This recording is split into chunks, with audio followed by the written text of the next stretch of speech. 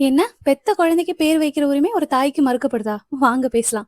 Recent டேஸ்ல நெறைய DMs எனக்கு வருது. ஹெலன், நீங்க எப்படி இந்த பேர உங்க குழந்தைக்கு சூஸ் பண்ணீங்க? யார் சூஸ் பண்ணாங்க? உங்க ஃபேமிலி கிட்ட இத எப்படி நீங்க கன்வின்ஸ் பண்ணி ஓகே வாங்குனீங்க? நான் என் குழந்தைக்கு பேர் வைக்கிறதுல இந்த பேர் வைக்கலாமான்னு கேட்டா கூட அத கன்சிடர் கூட பண்ண மாட்றாங்க. ரொம்ப கஷ்டமா இருக்குன்னு நெறைய பேர் என்கிட்ட சொல்லியிருக்காங்க.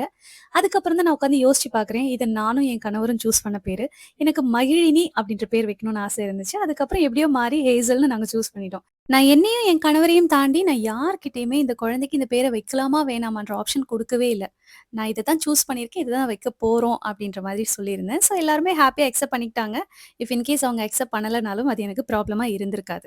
ஏன்னா பிரெக்னன்சி பிளான் பண்றதுக்கு முன்னாடியே ஹஸ்பண்ட் கிட்ட டிஸ்கஸ் பண்ணி எல்லாமே நாங்க வந்து டிசைட் பண்ணியிருந்தோம். குழந்தை மேல உனக்கும் எனக்கும் தான் உரிமை. மத்தவங்களோட சஜஷன்ஸ், ஒப்பீனியன்ஸ் எல்லாமே இருக்கலாம். எல்லாத்தையுமே நம்ம கன்சிடர் பண்ணலாம். ஆனா கடைசி டிசிஷன் மேக்கிங் நம்ம கையில தான் இருக்கணும். நம்ம தான் எல்லாம் பார்த்துக்கணுன்றத நாங்க டிசைட் பண்ணியிருந்தோம். ஸோ அது எங்களுக்கு கரெக்ட்டாவும் இருந்தது. இன்னும் நெறைய ஃபேமிலீஸ் ஹஸ்பண்ட் சைட்ல அவங்க பேரன்ட்ஸ் என்ன சொல்றாங்களோ, அந்த பேர தான் வைக்கணுன்ற மாதிரி ஃபோர்ஸ் பண்றதா நெறைய பேர் என்கூட ஷேர் பண்ணியிருந்தாங்க. எனக்கு கேட்கிறப்பவே ரொம்ப சங்கட்டமா இருந்தது. பேரன்ட்ஸ்க்கு புடிச்ச பேர அவங்க வீட்ல கூட சொல்லி செல்லமா கூப்பிட்டுக்கலாம்ல. அத தாண்டி இந்த ஆஃபிஷியலா பேர் வைக்கிறதுல, அந்த அம்மாவ கன்சிடர் பண்ணாம செய்றதெல்லாம் ரொம்ப தப்பு. ஹஸ்பண்ட் கண்டிப்பா உங்க ஒய்ஃப்க்கு சப்போர்ட் பண்ணியே ஆகணும்.